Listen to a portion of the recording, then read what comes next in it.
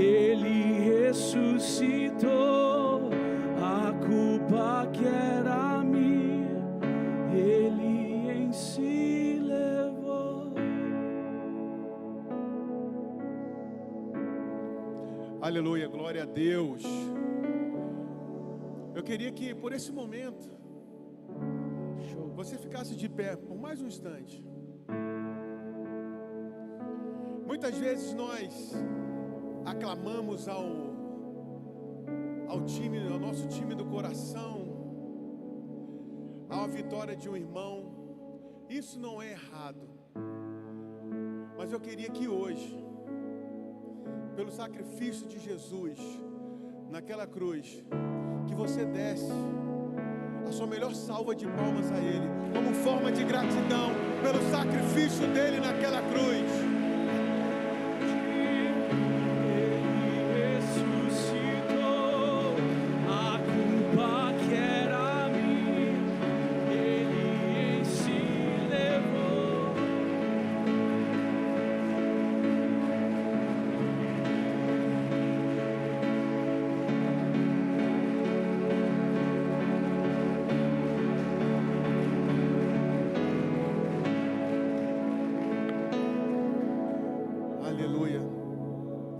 Hoje é um dia realmente muito especial.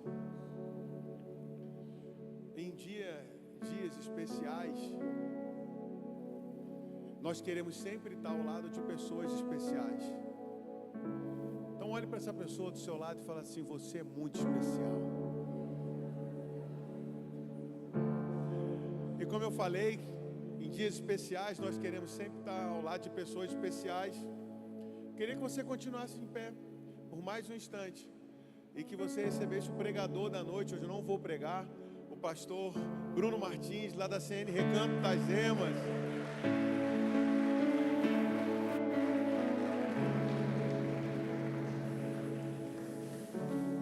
Bruno está aqui, pastor Bruno está aqui com a sua esposa, a pastora Gabi.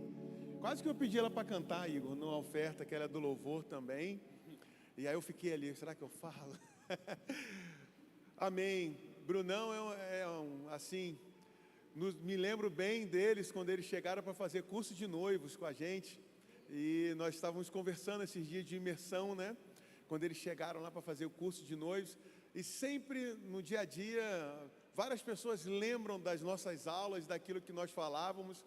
E é muito legal ver eles hoje casados, pastores, né? Isso assim demonstra quanto Deus é cuidadoso para com todos os seus filhos. E eu creio que o Bruno é esse que Deus escolheu para esse tempo, para estarmos caminhando juntos, alimentando o rebanho, cuidando do rebanho do Senhor. Eu queria que você estendesse suas mãos para cá, para nós estarmos orando pela vida do pastor Bruno.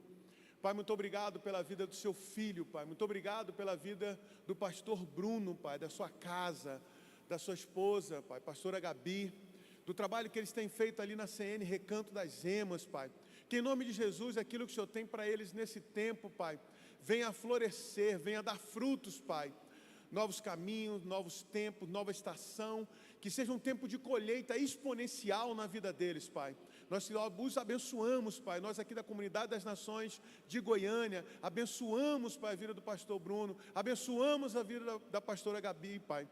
Que em nome de Jesus, Ele possa ser uma boca sua, Pai, que Ele traga uma palavra rema para nós, Pai, que nós estamos com grande expectativa de ouvir o seu filho falar nessa noite, que o Senhor possa abençoá-lo, em nome de Jesus, amém.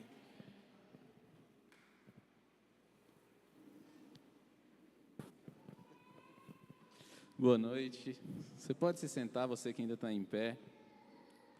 Gente, que alegria estar aqui, para mim é um privilégio rever algumas pessoas, conhecer outras. Estava falando com o Fernando ali, quando estava entrando, a gente quase fez uma live junto, né, Fernando? Quase, só que aí o bispo resolveu acabar o culto mais tarde, no domingo, na quinta-feira, e aí não deu para fazer. Mas é uma alegria estar aqui. Eu queria que você abrisse sua Bíblia no livro de Lucas, capítulo 22, no verso 7. Hoje é um dia especial, hoje é um dia de festa. E estar aqui junto com o pastor Marcos, pastora Sai, é um presente para a gente, é um privilégio. E muita alegria, eles são pastores, são pessoas incríveis, são amigos. e é uma alegria. A pastora Sai, todas as vezes que eu chegava no Imersão ou numa conferência, ela estava lá no manto, rodando. Não sei se tem assembleiano, tem alguém que veio da Assembleia de Deus, já foi de uma Assembleia de Deus aí? Então você entendeu quando eu falei do manto, né? É só o pessoal da Assembleia que entende esse negócio de manto, terra, só esses negócios assim, só o pessoal da Assembleia. Lucas capítulo 22, verso 7, o texto diz assim: finalmente chegou o dia dos pães sem fermento, no qual devia ser sacrificado o cordeiro pascal. Você pode fechar seus olhos por um momento? Pai, obrigado. Obrigado por esse dia, obrigado por essa casa, obrigado pelos pastores dessa casa. Obrigado pelo teu cuidado, teu zelo e o teu amor. Obrigado porque o Senhor nos permitiu estar aqui hoje e juntos celebrarmos a ceia do Senhor e juntos celebrarmos esse dia tão especial, a Páscoa, o momento da passagem, essa data tão memorável para o nosso calendário, para a nossa vida, que nos faz lembrar do sacrifício do Senhor por nós. Fala conosco nessa noite em nome de Jesus. Amém. Gente, pregar na Páscoa ou pregar num culto de ceia é sempre um desafio, porque nós estamos diante da mesa da comunhão, e num mundo tão dividido, num mundo tão repartido, com tantas divisões, falar de mesa e de comunhão, nós desafiamos algumas famílias lá do Recanto das Emas hoje, e nós recebemos algumas mensagens de reunir a família, de nesse domingo de Páscoa, você não ir para um clube, ou eu não sei se vocês vão para clube aqui em Goiânia, não sei como é que é aqui, mas lá em Brasília o pessoal vai para clube no final de semana, fica o domingo todo no clube, faz churrasco, faz esses negócios, e as pessoas fazem muito isso nos feriados, mas o nosso desafio foi: sente-se com sua família, porque a Páscoa, ela é isso. A Páscoa, ela não é uma festa do coelhinho, não é a festa do chocolate, mas ela é a lembrança do Cordeiro que morreu por nós. Ela é a lembrança de que existe uma mesa preparada para todos aqueles que são da família, e nós estamos em família hoje aqui. Por isso, nessa noite, eu queria que você estendesse a mão para o irmão que está do seu lado e liberasse uma palavra profética para ele. Talvez você não conheça, mas libere uma palavra e diga assim: você vai prosperar em tudo que você fizer, você vai avançar em tudo que você fizer, você vai crescer em tudo que você quiser, você vai casar em 2023, você vai arrumar o seu prometido, a sua prometida. Libere essa palavra sobre eles aí, amém? E o texto que nós lemos de Lucas 22, é Jesus falando da festa da Páscoa. Jesus diz: chegou o dia da festa dos pães sem fermento. E quando Jesus fala sobre isso, ele está remontando a Páscoa do judeu. E eu quero gastar algum tempo com você aqui hoje, lendo alguns textos. E eu quero ler o texto de Êxodo 12 com você, alguns versos.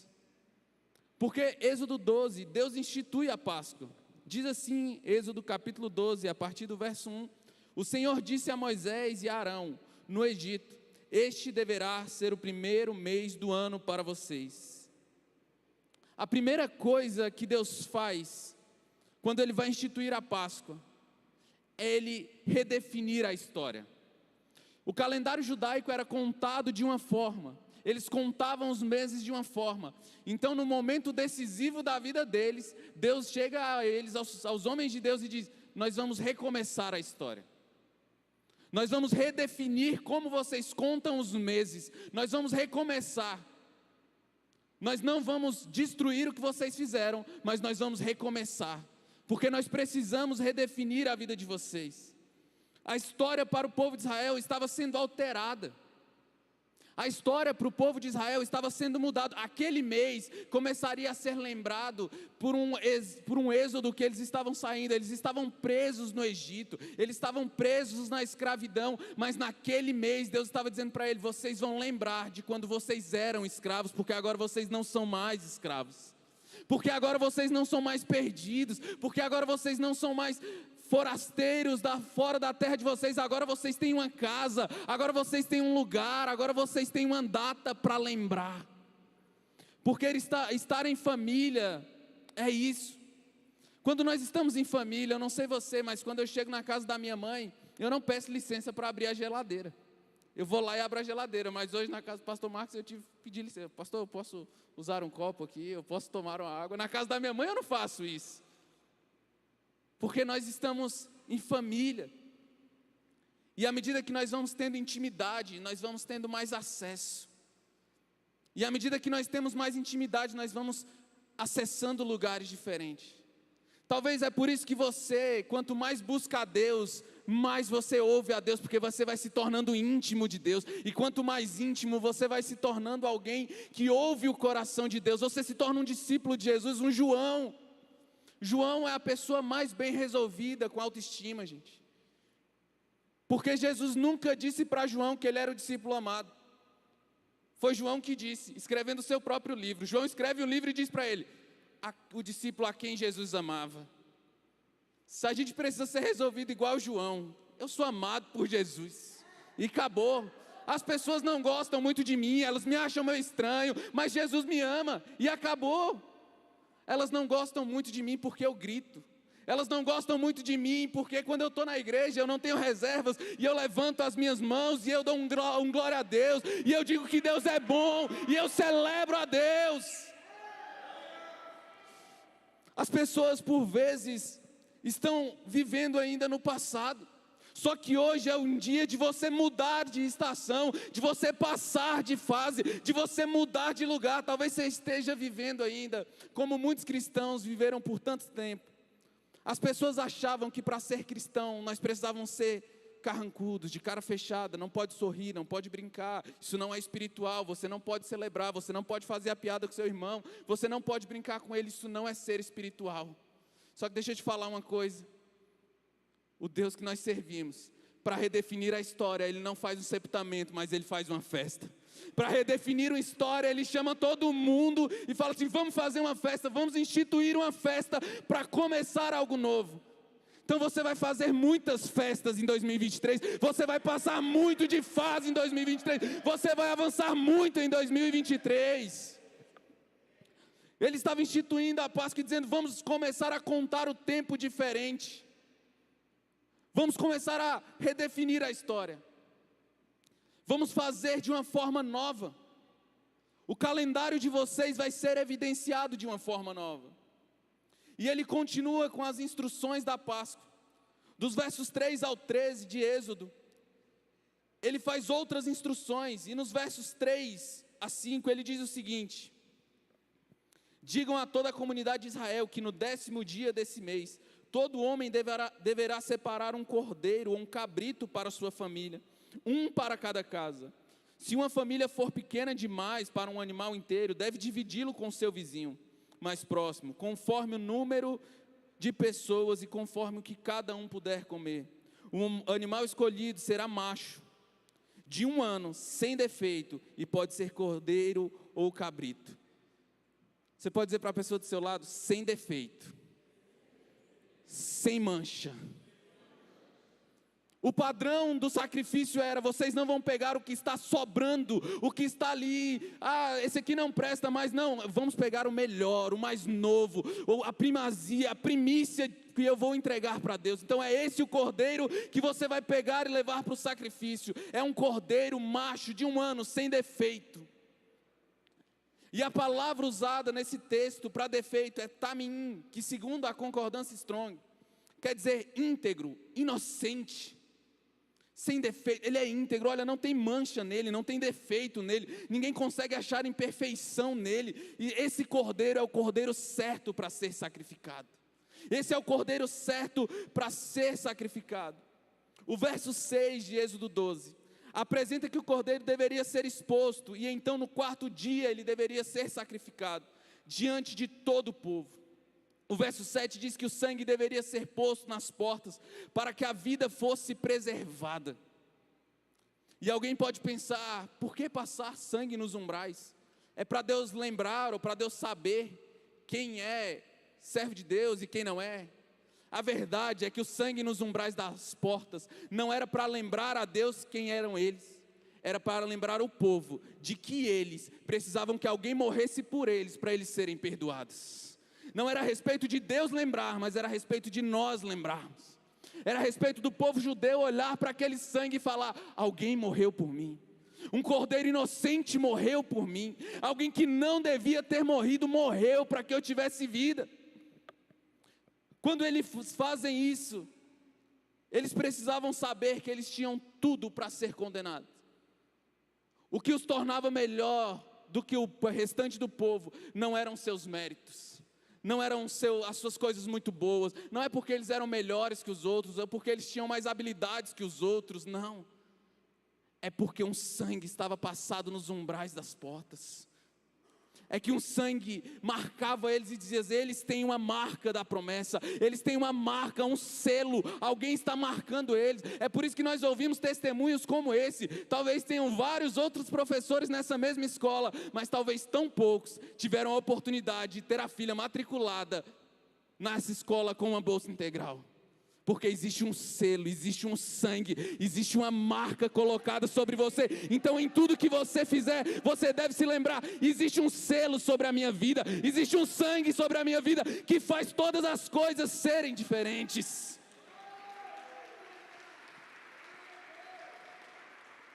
A Páscoa na antiga aliança apontava para um momento de transição, para um momento de sair de um lugar de escravidão e ir para um lugar de liberdade. Talvez você esteja preso em pecados ainda lá, que você não consegue largar. Deixa eu te dar uma notícia: existe um sangue que limpou e continua limpando você todos os dias. Existe um sangue marcando você, e você não precisa ser refém dos medos, você não precisa ser refém da insegurança, você não precisa ser refém e pensar: meu Deus, agora o governo mudou, quem ganhou não é quem eu queria que ganhasse.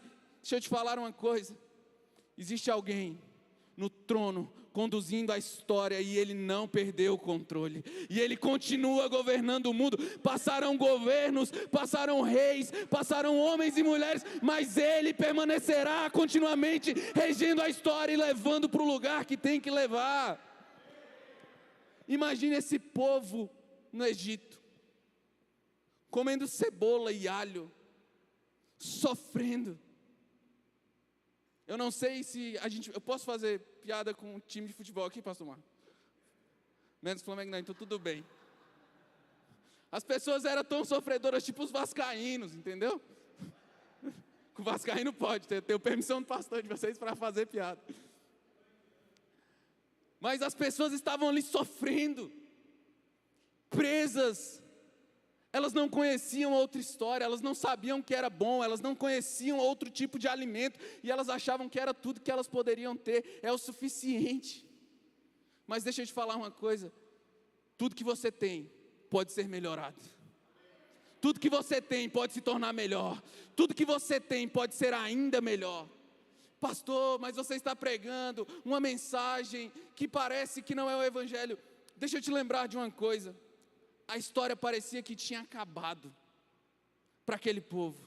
Então aparece um cordeiro, Deus institui uma festa, tira aquele povo, e toda a história deles muda para uma história muito melhor. O evangelho é isso, é pegar pessoas desprezíveis, pessoas que não prestam mesmo, gente ruim, irmão.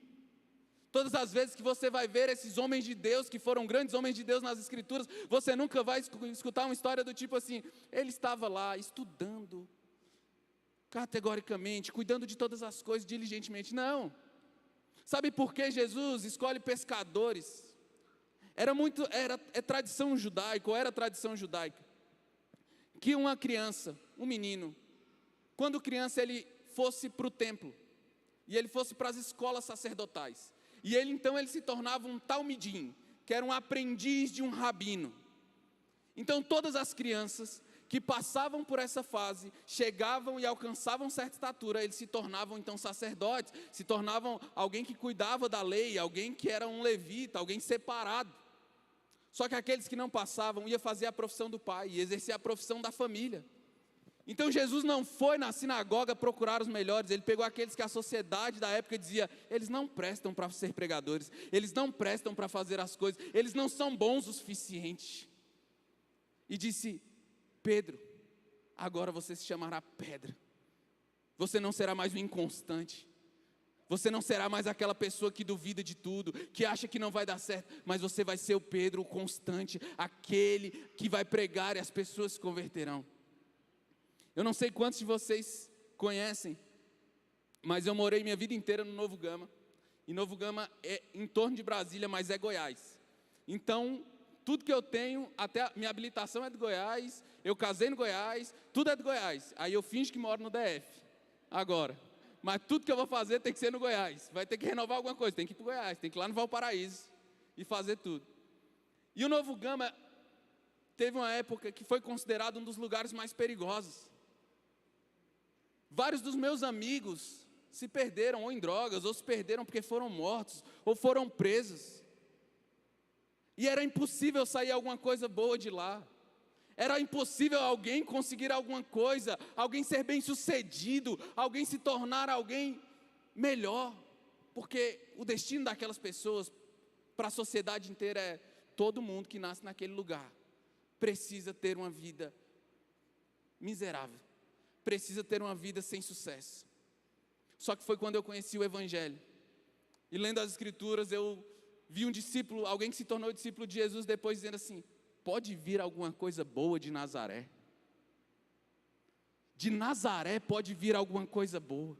Daquele lugar longínquo, daquele lugar ruim, daquele lugar comum. Pensa talvez aí no bairro de Goiânia, que todo mundo fica preocupado quando tem que ir para lá, irmão.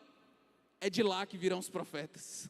É de lá que virão os sacerdotes, é de lá que virão os maiores empresários, é de lá que virão aquelas pessoas que vão colocar Goiânia de cabeça para cima e dizer: Goiânia tem um rei e ela pertence a Jesus. Goiânia não é um lugar ruim, é o melhor lugar do Brasil para se viver. Mas pastor, não é verdade, profetiza até ser, irmão. Quando eu casei, eu fui passar a lua de mel em Gramado e eu levei um susto com aquele lugar. Porque um dia a gente estava no hotel e a gente pegou as bicicletas do hotel para dar uma passeada, aquela coisa romântica, recém-casado. E a gente passando ali, e aí na hora que eu fui sair do hotel, eu cheguei no pessoal e falei assim: eu preciso do cadeado para prender a bicicleta nos lugares que eu for. Eu falei: não tem não. Eu: não, mas se alguém roubar, ele falou: não, ninguém vai mexer na bicicleta não. Eu falei: moço, como assim? Eu não tenho dinheiro para pagar isso aqui não, eu casei agora. Eu tive que pagar as contas do casamento, eu tenho que mobiliar uma casa, não tem, como é que vai ser esse negócio? Ele falou: não, fica tranquilo. E aí eu fiquei: rapaz, esse negócio, porque de onde eu vinha, isso não era comum. E aí a gente saiu, e a gente teve que passar no banco para pegar um dinheiro, e para fazer alguns depósitos das últimas coisas do casamento que a gente estava pagando. E aí eu encostei as bicicletas na frente do banco, entrei no banco preocupado, irmão.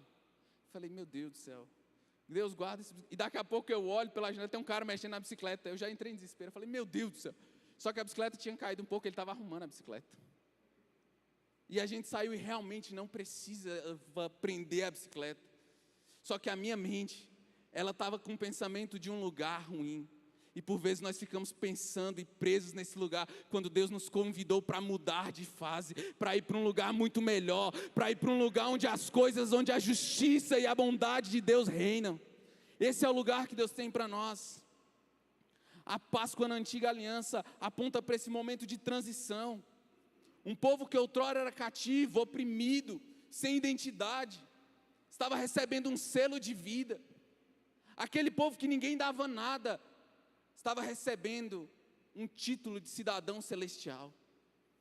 Estava recebendo um título e dizendo assim: vocês serão boas pessoas agora, vocês serão melhores agora, vocês morrerão e ressuscitarão em Cristo.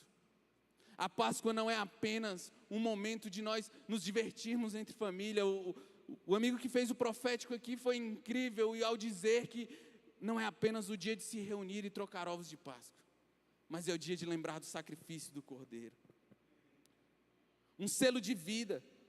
Deus é por nós. E talvez se nós estivermos presos na escravidão. E que escravidão é essa, pastor? Não existe mais escravidão. Talvez você esteja preso num pensamento de que você não vai romper na vida. Olha, lá em casa todo mundo é ruim. Todo mundo quando casa passa necessidade. Lá em casa todo mundo, esse é o estigma da minha família. Era, irmão. Chegou em você, acabou. Maldição hereditária existe até quando? Até quando alguém se posiciona em Jesus e diz assim: a partir de mim é diferente, a partir da minha família é diferente, a partir da minha casa é diferente, você é diferente. As pessoas vão olhar para você e falar: o que aconteceu com você? Por que você fala assim agora? Por que você se veste desse jeito? Por que você não fala mais palavrão? Por que você deixou de torcer para o Flamengo? Não pode. Por que você deixou de torcer para o Vasco? Você fala: fui liberto. Nós precisamos entender que o Evangelho, ele é um convite a uma mudança de mentalidade. É lindo como Deus constrói a história no momento decisivo. Ele vai desenhando e ele faz uma festa. Uma vez eu fui no aniversário de uma prima da Gabi, e aí a gente estava lá e ela falou assim: olha, todo mundo fala que aniversário de um ano de criança ninguém lembra, que a criança não lembra. E ela falou assim: é verdade. Ela pode não lembrar, mas eu vou tirar muitas fotos e vou guardar, para que ela saiba que ela foi celebrada ano após ano, que nós a amamos e que essa data é muito importante para nós. Então, eu quero te dizer algo: Deus se lembra de cada uma das promessas que Ele fez para você, e Ele não esqueceu, e Ele não mudou, e Ele não esqueceu o que Ele vai fazer por você. Talvez você esteja esquecendo das promessas que Deus te fez, mas Ele não esqueceu. Eu posso dizer que eu vivi um milagre, irmãos. Eu casei, eu consegui, e com a mulher crente ainda.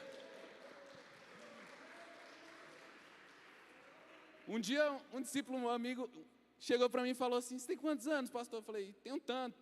Aí ele falou: nossa, pastor, você é igual Hilux de fazenda. Eu falei: igual Hilux de fazenda? É o quê, macho?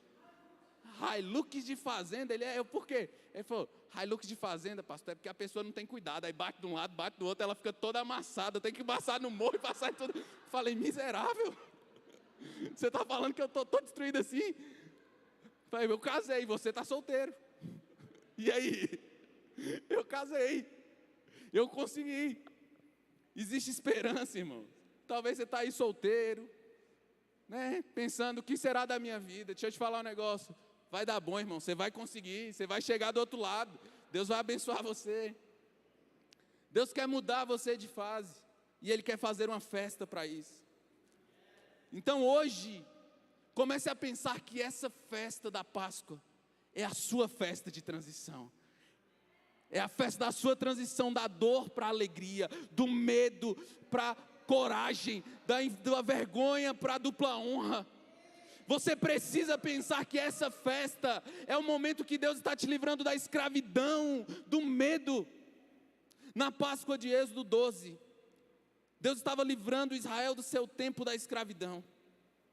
Hoje, Deus também quer marcar a sua história dizendo: eu quero começar algo novo com você. Eu quero começar algo novo com você. Gente, eu preguei em um outro momento aqui em Goiânia, ainda no outro templo. E eu preguei uma quarta-feira, uma mensagem sobre avivamento. E eu amo a igreja de Goiânia. E quando eu vi que vocês tinham ido para o hotel, eu falei: Deus, não deixa. Arruma um lugar. Eu estava lá em casa e eu orava: Deus, arruma um lugar para eles. Vamos arrumar um lugar. E aí depois de algum tempo eu comecei a ver os vídeos e as fotos desse novo local. Eu falei assim: nossa, Deus, você é bom mesmo, viu? Você fez um negócio diferenciado. Você fez algo poderoso. Deixa eu dizer uma coisa para você. Você que passou de fase. Você que... Eu estava conversando com o Franklin ali fora e ele falando de... Não, eu estou aqui desde o começo e tal. Quando eu vim para cá... E eu lembro quando o pastor Júnior Cabral começou a fazer os cultos numa escola aqui em Goiânia. Alguns de vocês nem devem saber quem é o pastor Júnior Cabral, não devem conhecer, mas ele começou, aí depois veio o pastor Júnior Mendes, pastor Tiago, vieram outros pastores cuidando, e Deus foi transicionando. E deixa eu te falar uma coisa: Deus vai continuar transicionando vocês. Deus vai continuar transicionando essa igreja. E você que é filho dessa casa, entenda uma coisa: você também vai mudar de fase. Você que é filho dessa casa vai avançar, vai transicionar. Hoje é Páscoa, é o dia da passagem, é o momento que Deus está levantando você e dizendo: vamos pular tudo isso e vamos avançar. Mas eu estou muito triste porque me magoaram. Mas eu estou muito triste porque alguém falou mal de mim. Mas pastor, teve um dia que eu estava na igreja e eles me maltrataram. Deixa eu te falar uma coisa, irmão. bem-vindo à vida adulta. Tem um monte de gente que não vai acreditar em você. Tem um monte de gente que vai desdenhar do seu ministério, do seu chamado. Tem gente que vai dizer assim, não, é só mais uma igrejinha. É só mais um povo doido que resolveu fazer alguma coisa. Não, irmão. Não é. Deus está transicionando você. Hoje é o dia da Páscoa. A cronologia do tempo da sua vida começa a ser alterada hoje para um tempo de festa, para um tempo de celebração e de alegria. Veja o verso 14 do livro de Lucas, no capítulo 23. Vamos lá, você pode abrir Lucas 23, verso 14. O texto diz assim, dizendo-lhes, vocês me trouxeram este homem como alguém que estava incitando o povo à rebelião. Eu examinei na presença de vocês e não achei nenhuma base para acusações que fazem. Em Êxodo 12, Deus estava livrando Israel da escravidão. Mas naquele dia, Jesus diante de Pilatos, Ele estava nos livrando da escravidão. Ele estava sendo cordeiro sem defeito, cordeiro imolado, sem nenhum defeito. Existe um lugar de oportunidades hoje aqui para você mudar de vida, para você mudar de fase. Sabe, é quando nós decidimos mudar de fase que vem mais dificuldade. Uma pessoa recentemente, depois de um atendimento, ela chegou em mim e falou, pastor, eu acho que não está dando certo a oração que a gente fez no gabinete. Falei, por quê, irmã? Porque a gente orou e eu falei que eu queria mais paciência, pastor. E deixa eu te falar, só veio tribulação para o meu lado. Eu falei, Deus está respondendo, irmã. Ela falou, tá não, pastor. Eu falei, tá. Como é que você quer ter paciência se não tiver gente te atribulando? É igual quem vai para a academia, não, posta foto na academia, não malha e acha que vai crescer. Tirou a foto e fala assim, tirei a foto do dia, acabou, está resolvido, vou crescer, está tudo certo. Eu tentei, irmãos, eu fiz essa técnica. Eu fui para a academia, tirei foto, você percebe que não funcionou, né? Deus quer mudar você de fase. Deus quer mudar as estações, a culpa, a vergonha, o medo. Precisam ser colocados de lado, precisam ser tirados da sua vida. Para de se culpar por algo que você não pode mais resolver. Lança isso aos pés de Jesus. O sangue de Jesus pode lavar você. A vergonha que você sente por algo, ela foi removida pelo sangue do Cordeiro. Talvez você esteja se culpando por algo que você não consegue resolver. E deixa eu te dizer uma coisa, a atitude mais espiritual que você pode fazer é lançar aos pés de Jesus e dizer, cuida, Jesus. Tudo que você precisa fazer é isso, porque o Cordeiro venceu. O dia da passagem é quase que um enredo cinematográfico. Jesus vai instituir a ceia, Ele escolhe a Páscoa. O momento exato no calendário. Então eles sabem que na Páscoa um cordeiro inocente, sem mancha, íntegro, precisa ser colocado naquele lugar. E o texto que nós lemos em Lucas 23, verso 14, diz que ninguém conseguiu encontrar acusação nenhuma em Jesus.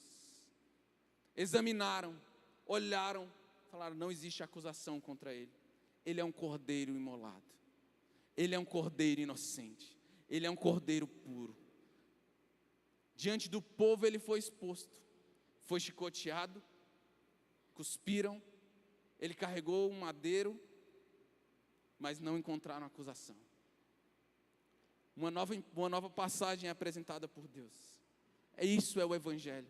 N.T. Wright, em seu livro Simplesmente Boas Novas, ele disse o seguinte: o Evangelho não é um bom conselho, mas ele é uma boa notícia.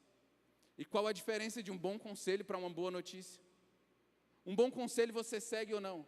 Eu posso te dar um conselho e dizer para você, torça para o time X, ou compre o carro Y. Você pode escolher fazer ou não. Se você fizer, isso altera a sua vida ou não. Agora uma boa notícia, irmãos. Você querendo ou não, ela é verdade. O mundo querendo ou não, ele morreu, mas ao terceiro dia ele ressuscitou. O inferno querendo ou não, ele morreu, mas ao terceiro dia ele ressuscitou. O Evangelho não é a respeito de um conselho a ser seguido, mas de uma notícia a ser vivida. de uma bondade a ser vivida, de uma graça a ser vivida. É impossível não ser afetado pelo Evangelho. É impossível não ser tocado por ele. As pessoas podem fazer o que quiser, mas o Evangelho vai mudar a vida das pessoas. Se eu perguntasse quantos de vocês tiveram uma experiência com Deus, e o Evangelho mudou a sua vida, talvez todos vocês levantassem a mão, e falassem: eu tenho uma experiência para contar. Eu tenho algo para contar, porque o Evangelho mudou você. Quando você encontrou Jesus, alguma coisa dentro de você começou a mudar, e você não sabe explicar, e você não sabe como aconteceu, mas você sabe que aconteceu, e você não sabe viver sem isso mais. Você não sabe mais viver sem a bondade de Deus, sem a graça de Deus, sem o Evangelho. A Páscoa é o momento que Deus nos convida de volta para a essência da criação de Deus. No Éden, não existia um véu que separava o homem de Deus. No Éden não existia separação. No Éden era um relacionamento sem divisórias. Era um relacionamento sem coberturas e sem medos. Por isso Lucas, capítulo 23, verso 45, o texto diz: o sol deixará de brilhar e o véu do santuário rasgou-se ao meio. Naquele momento, naquela cruz, Deus estava dizendo: tragada foi a morte pela vitória. Não existe mais separação. Não existe, você não precisa mais de um sacerdote indo até o santuário, o santo dos santos, entregar uma oferta de sacrifício e você ficar lá fora esperando na expectativa. Não, agora você entra. Você é a única pessoa responsável por fazer com que sua vida dê certo, irmão. Por vezes nós estamos acreditando numa vida ou no Evangelho baseado na culpa dos outros. O pessoal até arrumou uma palavra bonita: a culpabilidade. Deu errado minha vida. Não, é porque o meu tio, em 1420, ele fez uma escolha errada e até hoje a gente sofre por causa disso.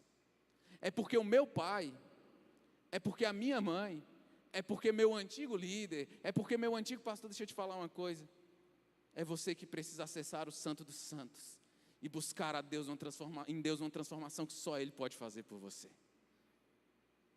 Era impossível, pela lógica, eu ser pastor. Era impossível, pela lógica, eu pastorear pessoas. Eu não venho de uma linhagem de família de pastores, irmãos. Eu não venho de uma linhagem de família onde as pessoas eram super abastadas, onde nós tínhamos tudo, não. Lá em casa, quando eu morava com minha mãe, a gente criança, domingo era um dia especial, porque a gente comia macarrão no domingo. De segunda a sábado, era o arroz, o feijão e um bife. Quando tinha um bife, quando não tinha, era só o arroz e o feijão. Eu estudei a vida inteira em escola pública. Era impossível eu conseguir alguma coisa. Era impossível eu ter uma graduação, uma pós-graduação, uma especialização. Era impossível. Só que uma passagem foi aberta.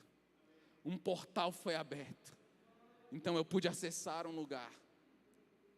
Quando eu cheguei na Comunidade das Nações, eu estava conversando com um rapaz, um pouco antes do culto, e ele falando das distâncias em Goiânia. Ele falou assim: moro a 8 quilômetros. Eu falei: mas 8 quilômetros é perto, porque a minha medida de distância, irmão, era o seguinte: eu morava no Novo Gama, a igreja era no Recanto das Emas, eram mais ou menos 45 quilômetros para ir, 45 quilômetros para voltar. Então era quarta, sábado, domingo e nas terças-feiras, eu estava lá. Eu ganhava um salário que eu pagava a prestação do carro e colocava gasolina. Acabou. Não tinha mais para nada. Mas eu tinha uma certeza: Deus tinha me chamado para um lugar. Eu tinha uma certeza: alguma coisa vai acontecer. Nessa época a Gabi estava num seminário, e ela passando esse tempo no seminário, e ela foi para o seminário. Você tinha quanto na conta, amor, quando você foi para o seminário? Não tinha R$1, irmão.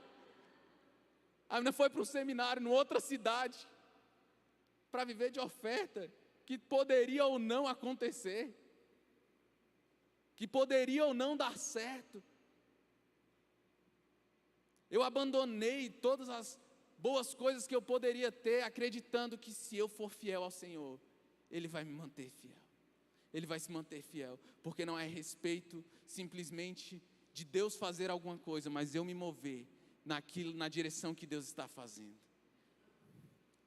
Eram terças, quartas, sábados, domingos, ainda tinha culto no CIA, e eram mais uns 50 km da minha casa até o CIA, então todos os dias, praticamente eu estava fazendo alguma coisa. E talvez alguém pergunte, você fez isso para se tornar um pastor? Não. Na verdade, quando eu comecei a fazer tudo isso, eu não tinha essa perspectiva de que seria pastor na comunidade das nações, porque para mim, irmãos, era algo impossível. Eu olhava todos os pastores na comunidade das nações e eu falava assim, eu nunca vou ter condições, eu nunca vou ter um iPad para pregar igual eles, eu não vou ter um MacBook igual o pastor Marcos tem, eu não tenho condições, eu não posso fazer isso, não tem condições. Só que deixa eu te falar uma coisa, se Deus diz que vai fazer algo na sua vida, irmão, Ele vai fazer. Se Deus diz que você vai avançar, você vai avançar. Se Deus diz que você vai crescer, você vai crescer. Mas as circunstâncias dizem o contrário. É por isso que nós não vivemos por sentimentos, mas pela verdade do Evangelho. É por isso que nós vivemos pelo que cremos e não pelo que sentimos. Quem vive por sentimento, irmãos, não faz a vontade de Deus. Porque tem dia que não dá, você não está afim de vir para a igreja. Tem dia que você não está afim de tocar. Tem dia que você não está afim de pregar. Tem dia que você não está afim de fazer nada. E por que você faz? Porque eu tenho que fazer. Porque precisa ser feito. Uma cronologia do tempo mudou. Eu não sei o quanto isso martela na sua cabeça, mas eu fico imaginando, sabe, Deus, Ele sabe o nome das estrelas dos céus, Ele sabe quantos grãos de areia tem no mar, Ele sabe tudo, Ele sabe quantos fios de cabelo tem na cabeça de cada um de nós. A minha, eu queria agradecer até o pessoal da mídia, porque na foto do banner parecia até que eu tinha mais cabelo. Sim. Obrigado, viu, pessoal? Valeu, assim, eu vim com autoestima melhor. Fiquei mais feliz, assim. O que acontece? Sabe, às vezes a gente está ali, e quando eu olho para tudo isso, Ele sabe o nome das estrelas dos céus.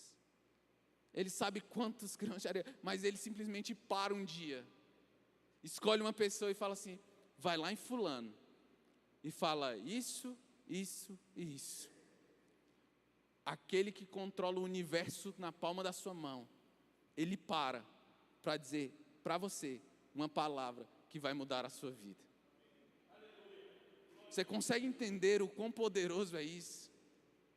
Os deuses da mitologia, irmãos, eles tão somente conseguem fazer uma coisa: receber sacrifícios, ficar com raiva e mandar raio para a terra. Todo filme da mitologia é isso, é um Deus enraivado lá no seu trono, e aí alguém não fez o que ele queria, e aí ele vai e destrói todo mundo. Só que a história do cristianismo, ela é totalmente inversa a isso. Porque ao invés de um Deus ficar irado e matar um povo, é um Deus que se apaixona por um povo, ama um povo e morre no lugar desse povo.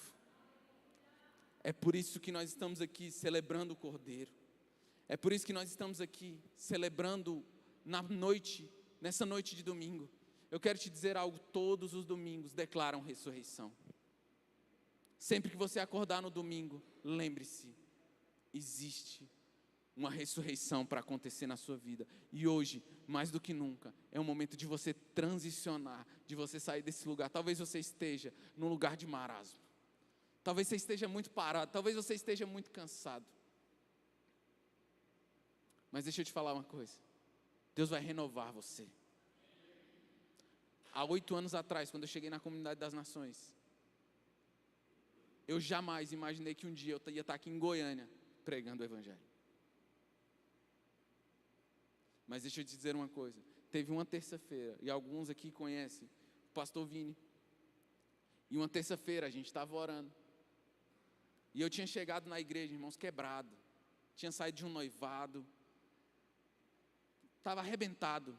Aí eu falei, não quero mais saber desse negócio não, de igreja, eu vou ficar só ali atrás, sentado, de boa, não mexe comigo não. E aí eu fui para uma oração de terça-feira, e ele orou, e ele disse, Deus vai restaurar, e Deus vai te dar uma família.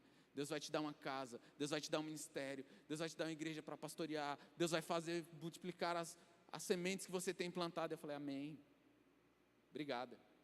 E saí para casa. Eu estou aqui 8 anos depois, casado, sendo pastor, vivendo o chamado de Deus para a minha vida. Sabe, irmãos, você não foi esquecido por Deus. Deus não esqueceu de você. Eu queria que você ficasse de pé essa noite.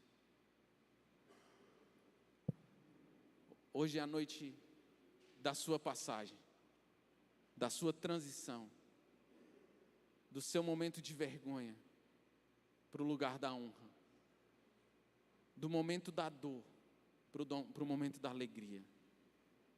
Você pode até pensar ou ter pensado que Deus não estava lembrando das promessas que Ele fez a você.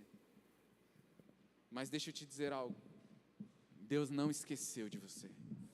Deus não esqueceu as promessas. E hoje, diante da mesa do Senhor, eu quero te fazer um convite.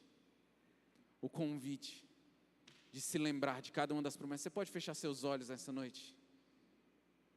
Talvez você foi uma dessas pessoas que recebeu tantas palavras proféticas. Talvez você foi uma dessas pessoas que recebeu tantas profecias. Alguém chegou em você e disse, olha, você tem um chamado, você tem um ministério. Olha, você é alguém que vai avançar, você é alguém que vai viver uma vida nova. E hoje você está num lugar de dizendo, não, isso não é para mim. Eu não posso. Isso não é para mim. Deixa eu te dizer uma coisa. Existe um lugar, existe uma oportunidade para você essa noite. E tudo que você precisa fazer é se entregar, porque a fé não é respeito, irmãos, de um esforço, mas de uma entrega. É você se entregar. Feche seus olhos. Se você que pode, levante as suas mãos. Comece a dizer para Jesus cada uma das palavras que você se lembra que Ele te entregou. Comece a lembrar de cada uma das promessas.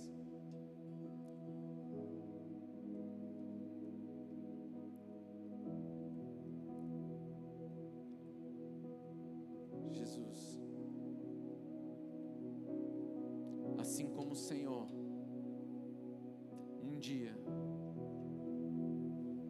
decidiu resgatar-nos e mudar a nossa história, faz de novo.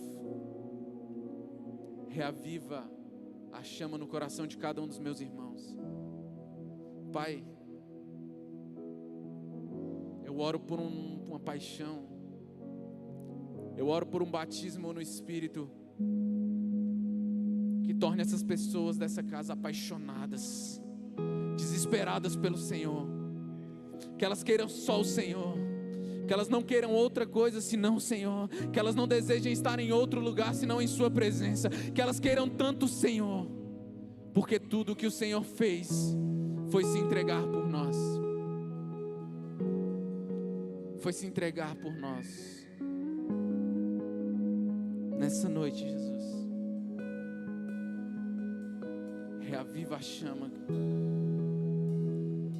nos muda de fase, como igreja, nos muda de fase, para um lugar de ser servido, para servir, que nós saiamos desse lugar de depender das emoções para fazermos as coisas, e que nós possamos fazer independente das nossas emoções, que nós façamos independente das nossas circunstâncias, que nós façamos independente dos nossos medos, que nós façamos independente do que está acontecendo lá fora, que o mundo, que as coisas externas não determinem como nós vamos te servir, mas que nossa forma de te servir defina todas as outras coisas, que a forma de te servir defina como nós seremos conhecidos.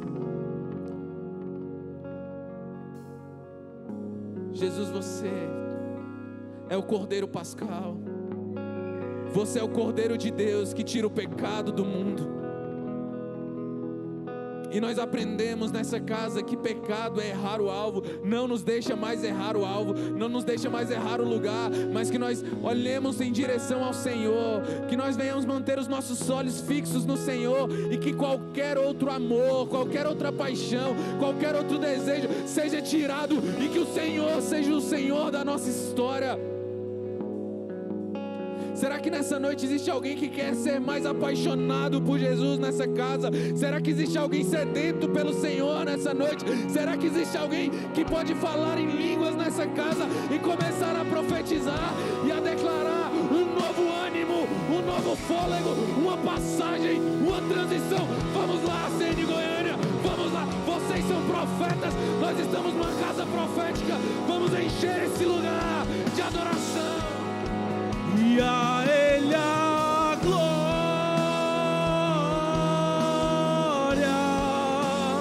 a Ele a glória,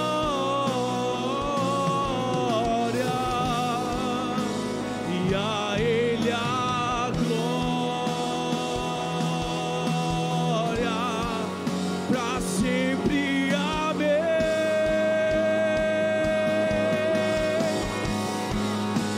E a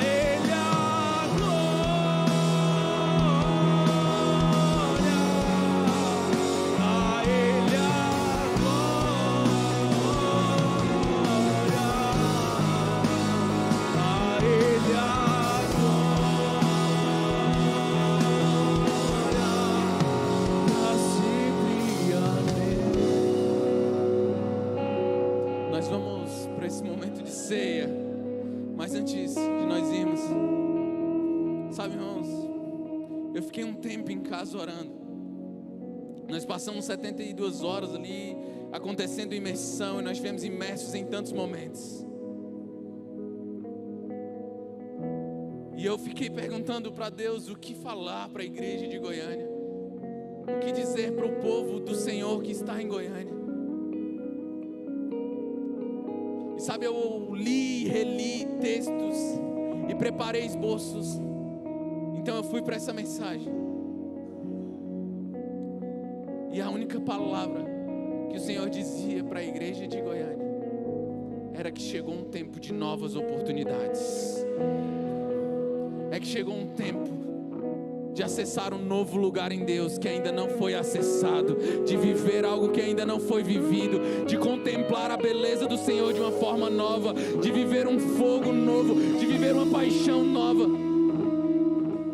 E eu quero nessa noite, junto com você que é filho dessa casa, levantar as minhas mãos e começar a declarar algumas palavras proféticas sobre essa casa. E eu queria que você concordasse. Deus, eu quero declarar que na CN Goiânia haverão pessoas apaixonadas pelo Senhor, haverão grandes empresários, e esses empresários amarão mais o Senhor do que o dinheiro.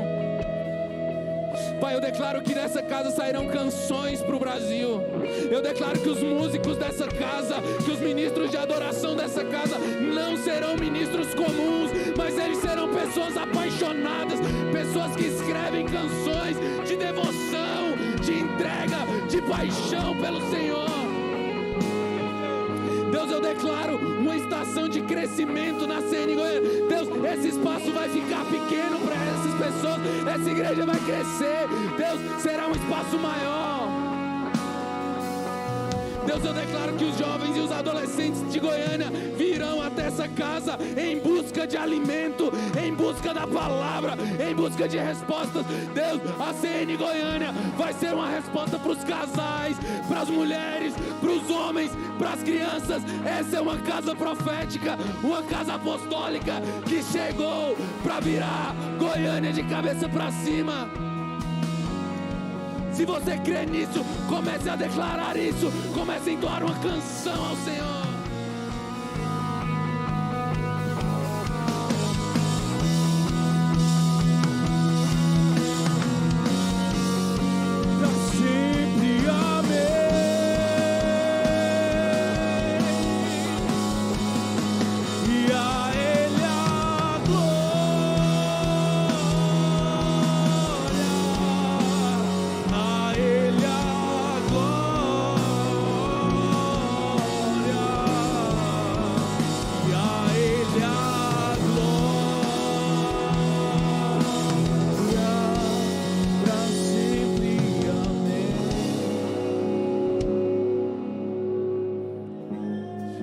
estamos aqui celebrando a vitória do Cordeiro na noite da ceia.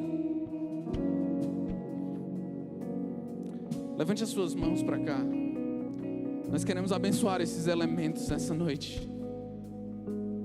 O pão e o cálice, que não são apenas um pão comum ou um suco comum, mas são o corpo e o sangue de Jesus. O corpo e o sangue de Jesus.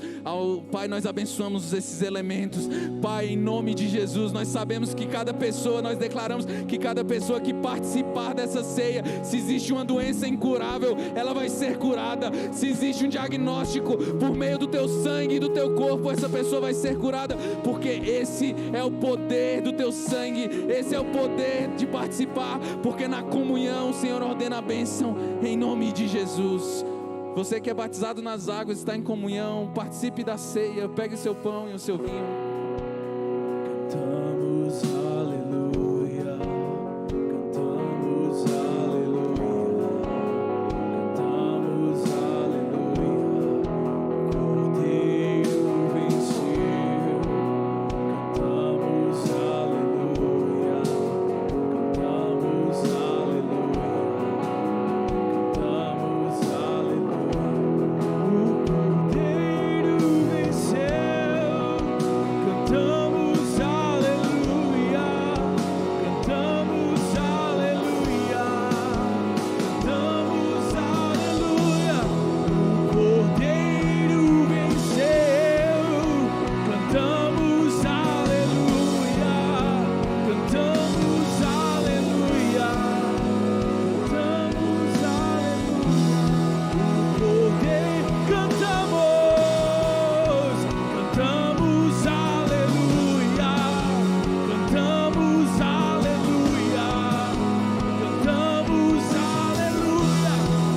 o Cordeiro. Cantamos aleluia, cantamos aleluia, cantamos aleluia, o Cordeiro. Cantamos aleluia, cantamos aleluia, cantamos aleluia, o Cordeiro venceu. Cantamos aleluia, cantamos aleluia, cantamos aleluia.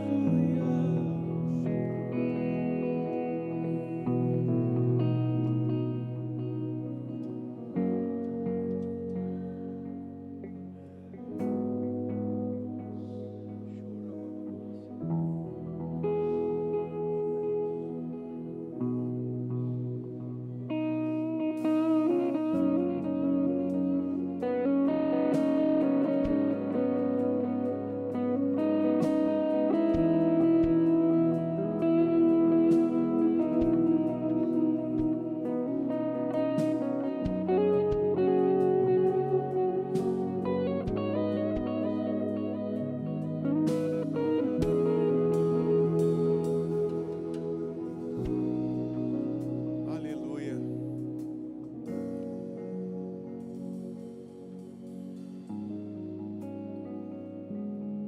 Assim como eu comecei falando sobre uma noite muito especial, de estarmos com pessoas especiais,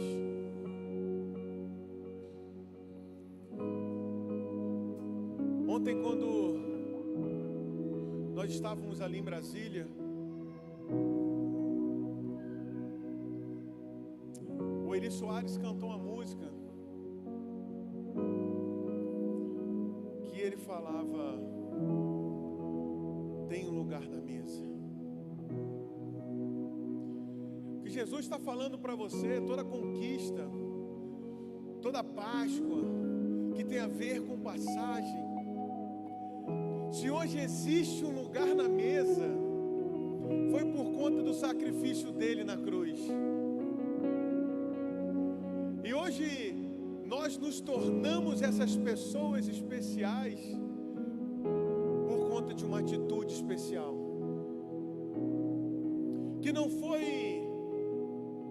um momento histórico, mas foi algo que aconteceu, que mudou a história da humanidade. Nós vamos aprender Se você é cristão ou não, você sabe que existe uma história que mudou a história da humanidade, que é conhecida por antes de Cristo e depois de Cristo. A Bíblia fala sobre isso. Quando nós lemos, nós vamos ler sobre isso. Quando você vai ver o Novo Testamento, ele estava apontando para o momento de Jesus. O Antigo Testamento sempre apontava para Jesus. E assim fomos nós. Quando um dia nós decidimos nos entregar a Ele. E muitas vezes nós ouvimos como? Havia uma Sandriele antes de Cristo e há uma Sandriele depois de Cristo. Havia uma Renata antes de Cristo. Hoje há uma Renata depois de Cristo. Havia uma Ana, um Marco, um José, um Flávio, um Robson, um Vitor, uma Quesiane, uma Bia, um Fernando. Nós éramos um antes de Cristo, mas somos outros depois de Cristo. Quando a Bíblia relata que Ele mudou a história da humanidade, é algo que não é passageiro, mas é algo que é eterno, porque aquilo que foi feito lá atrás, na Páscoa do ano 33, reverbera até hoje. Isso significa que tem lugar na mesa. E hoje nós estamos diante da mesa do Senhor. Mas enquanto o pastor Bruno pregava, uma palavra muito forte vinha ao meu coração, que tem a ver com o significado de Páscoa, que tem a ver com o significado de mesa. E a palavra que vinha muito forte o tempo inteiro era passagem. Passagem. E quando nós fomos ver sobre a passagem, ela te leva de um lugar para outro. Ela te transporta de um lugar para outro. Isso significa mudança de atitude, mudança de comportamento, mudanças de geografia, mudanças de fase, mudanças de estágio. Pois eu creio que essa passagem que nós estamos vivendo hoje, nesse mês de abril de 2023, deixa eu te dizer algo. Eu vejo tão claramente isso, que é um tempo de maturidade, é um tempo de filhos apaixonados como nunca antes, onde nós devemos esquecer das experiências do passado e vivemos novas experiências com Ele. Ele quer nos transportar para algo novo. Mas quando me vem a palavra passagem, eu não sei porquê, eu me lembrei de quando eu era mais novo.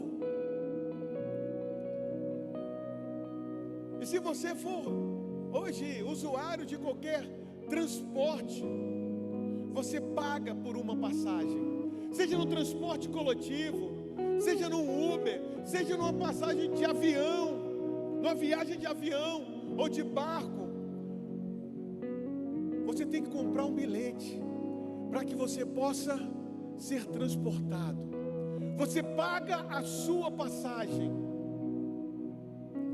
Mas teve que há mais de 2000 anos atrás, Ele já pagou a nossa passagem.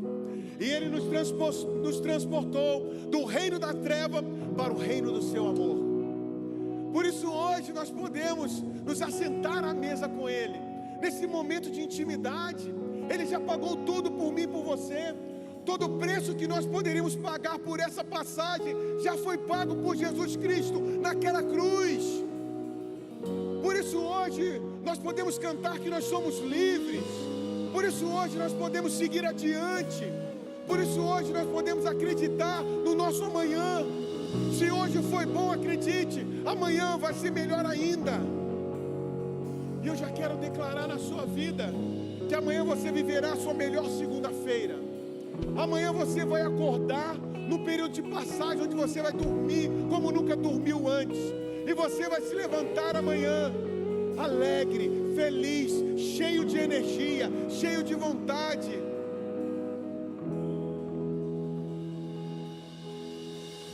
E todas as vezes que eu estou nessa mesa, eu não vou me cansar de dizer sobre isso. Eu me recordo quando eu ganhei essa cruz aqui de oferta. Essa cruz não, perdão, essa coroa. Eu coloquei ela em minha cabeça. Me feriu bastante. Machucou. E quando eu estou nessa mesa, diante dessa mesa, do pão, do vinho, que simboliza esse corpo e o sangue de Jesus, eu só tenho a agradecer. Se existe um momento de gratidão, de maior gratidão na nossa vida, é no culto de Santa Ceia, quando nós celebramos a morte e a ressurreição de Cristo. E hoje nós estamos vivendo a Páscoa. Além de uma Santa Ceia mensal, nós estamos vivendo a Páscoa do Senhor, onde muitos inimigos comemoraram a sexta-feira, onde alguns estavam comemorando no sábado, onde havia um silêncio, mas aqueles que acreditaram celebraram o domingo da ressurreição, quando os inimigos não acreditavam mais, o túmulo estava vazio, quando as mulheres chegaram ali, quando o anjo anunciou que Jesus não estava mais ali, mas ele havia ressuscitado. Sabe o que isso significa? Que ali estava começando uma nova fase, que ali estava começando uma nova oportunidade, que ali estava começando um novo estilo de vida, que ali estava começando algo novo para os filhos de Deus. Ali estava sendo marcado a vitória do povo de Deus. Então hoje, ao participarmos da Santa Ceia,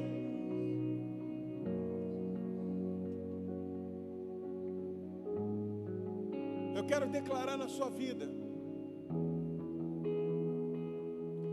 que se você estava descrente sobre o seu ano, que se você tinha alguma dúvida acerca do seu ano, acerca daquilo que Deus tem para você nesse ano, olha, pastor, está difícil, ainda não aconteceu, está difícil, parece que eu não consigo enxergar. Ao participarmos hoje da Santa Ceia, Deus vai revelar como que fosse algo extraordinário que você estivesse vendo, e você vai poder tocar naquilo que um dia foi promessa.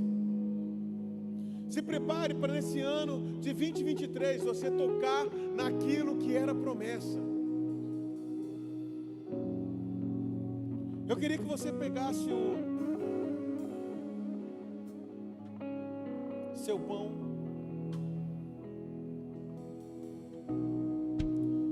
e a palavra de Deus vai dizer lá em 1 Coríntios 11,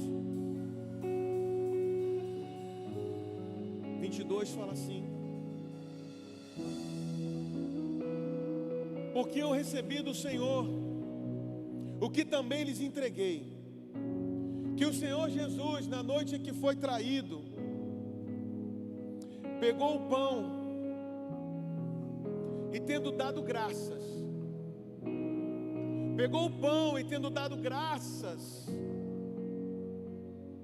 sabe o que isso significa? Pode ser, muitas vezes, para muitos apenas um pedaço de pão, mas quando nós damos graças a Deus, Ele tem o poder de multiplicar, Ele tem o poder de curar, Ele tem o poder de transformar. Ei, aquilo que você tem em suas mãos nesses dias, que você possa dar graças a Deus por aquilo que você tem, porque o Senhor vai multiplicar, o Senhor vai trazer cura, o Senhor vai prosperar.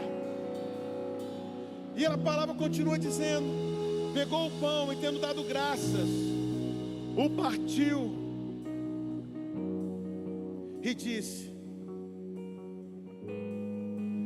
isto é o meu corpo que é dado por vocês. Façam isto em memória de mim. Eu queria que todos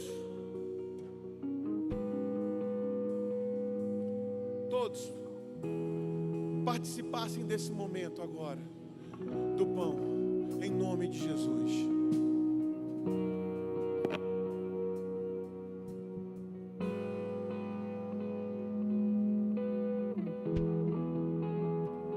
Pai, obrigado pelo seu corpo, Pai. Obrigado, Jesus, porque nós nos remetemos ao seu sacrifício, Senhor. E nós queremos, Pai, que esse pão hoje ganhe, Senhor, vida nas nossas vidas, virtude, graça, meu Deus. Nós queremos, Pai, ser completamente contagiados com a sua graça, com o seu amor, alimentados, meu Deus, de Ti, Senhor, do seu caráter, Pai. Nós queremos, Pai, mais fome, mais sede de Ti. Aumenta, Senhor, o desejo, Pai, da Sua presença, o desejo de uma adoração, Pai. Nós Te agradecemos e já Te glorificamos pelo Seu corpo nessa noite, em nome de Jesus. Aleluia. Do mesmo modo, depois da ceia, pegou também o cálice.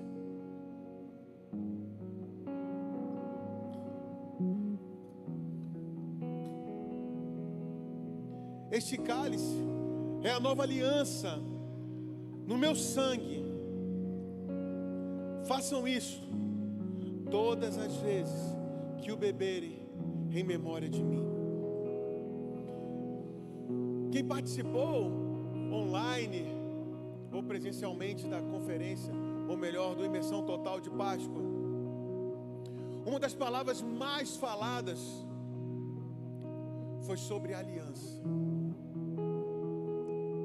Foi algo marcante que falou muito sobre a aliança que nós devemos ter com Deus, com Jesus, com os nossos irmãos, com os nossos líderes, com a nossa casa, com a nossa igreja. É um tempo onde Deus vai estar renovando a sua aliança de maneira tão poderosa, que aquilo que já não tinha mais brilho vai voltar a brilhar, que aquilo que havia sido esquecido, Deus vai trazer à tona, que aquilo que para muitos já havia sido adormecido, já estava adormecido, vai tornar a ter vida. A aliança que nós vamos hoje renovar com o Senhor vai trazer vida para aquilo que estava adormecido dentro de você, seja sonhos, planos, projetos, promessas, aquilo que você já não mais acreditava. Foi como o pastor Bruno falou na oração do pastor Vini, ele simplesmente falou: mas dentro dele, ele sabia que aquilo era uma verdade, que a verdade de Deus que está aí dentro de você possa vir à tona neste culto de Santa Ceia, nesse culto de Páscoa. E eu quero te convidar a, quando nós participarmos do cálice, a você dar o seu maior brado de vitória, a celebrarmos a Jesus como nunca celebramos antes, que você possa fazer aquilo que você nunca fez antes, sem olhar para o seu irmão do lado, como se você estivesse agora na presença dele, glorificando e exaltando o nome de Jesus. Por isso eu te convido agora a olhar para esse cálice que representa o sangue de Jesus, que nos purifica de todo o nosso pecado, que nos cura, nos transforma,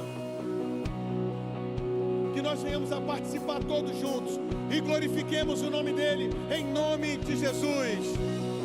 Porque Ele vive,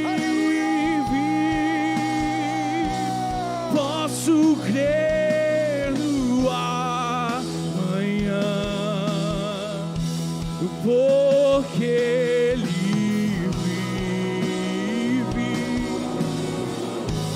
temor não há, mas eu bem sei, e eu sei que a minha vida está nas mãos do meu Jesus, que vive está, porque Ele vive, porque Ele vive. Posso crer no amanhã, porque Ele vive. Temor não há, mas eu bem sei, e eu sei que a minha vida está nas mãos do meu Jesus, que vive está.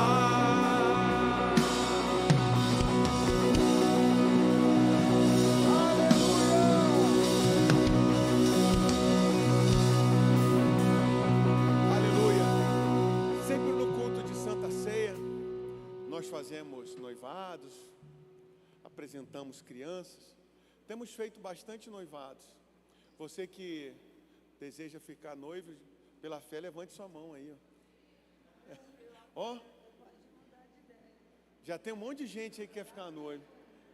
Olha, de repente a sua noiva ou o seu noivo está aqui, já aproveite e já sobe.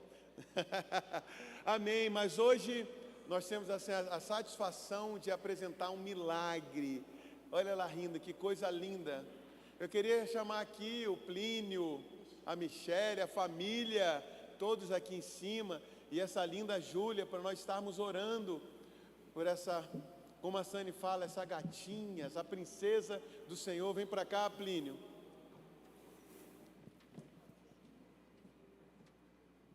Ela tem um olho clarinho, gente.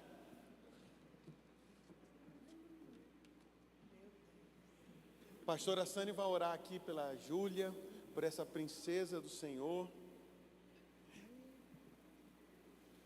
Nós não batizamos criança. Nós não batizamos criança. Apresentamos elas para o Senhor.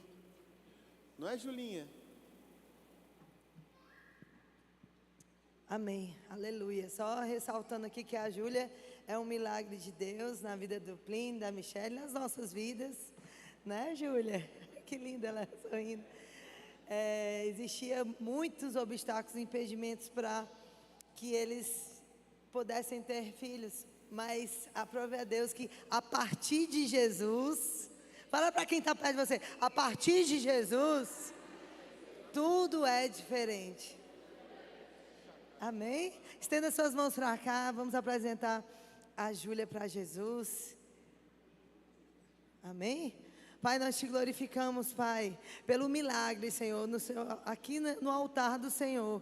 A Júlia, Senhor, é um milagre nas nossas vidas, na vida desse casal. Meu Deus, nós podemos participar dessa história, Senhor, em que o homem e os médicos diziam as impossibilidades, mas aprove a Ti, Senhor, na sua hora e no seu tempo. Trazer, Senhor, ela para estar no nosso meio, Senhor. Nós declaramos, Pai, nós consagramos a Júlia a Ti. Nós consagramos ela dizendo: Júlia, você tem herança conquistada por Jesus na cruz. Você passou, você já é alguém que vai estar sentada com Cristo nas regiões celestiais, acima de todo principado, de toda potestade.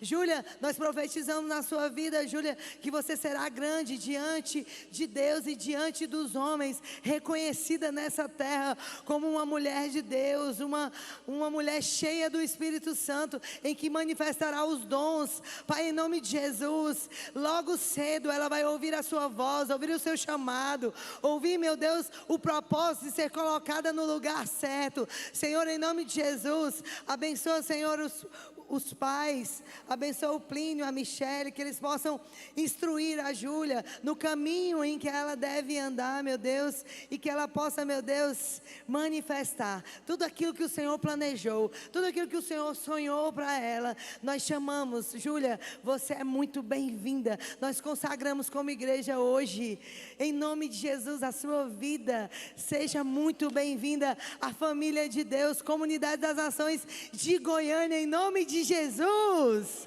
Amém. Oh, aleluia. Glória a Deus, glória a Deus. Glória a Deus. Obrigada pela Júlia. Obrigada pela Júlia. Júlia, obrigada por ter vindo.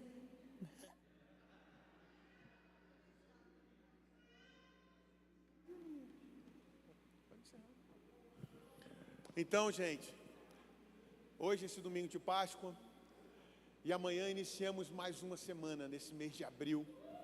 Uma semana onde eu creio que esse mês de abril, na verdade, vai ser um mês, como eu falei semana passada, um mês do Shalom de Deus na sua vida. Do nada quebrado, do nada faltando, do nada fora do lugar. Onde nós iremos nos alegrar naquilo que o Senhor irá fazer. Se prepare, porque grandes coisas Ele vai fazer. E nós somos essa comunidade profética. Eu queria que você liberasse uma palavra profética para o seu irmão que está aí do seu lado. Liberasse uma palavra profética acerca desse mês de abril, acerca daquilo que Ele vem orando. Que Deus possa te usar e você não fique calado, mas que você seja essa boca de Deus, liberando uma palavra abençoada, uma palavra de destino, uma palavra de coragem para a vida desse irmão. Que você falasse para ele assim: olha, que o amor de Deus, que a graça de Jesus, que as doces consolações do Espírito Santo seja sobre a sua casa, sobre a sua família, sobre os seus negócios, sobre tudo aquilo que você vier fazer, em nome de Jesus. Vão em paz e tenham uma semana excelente, em nome de Jesus.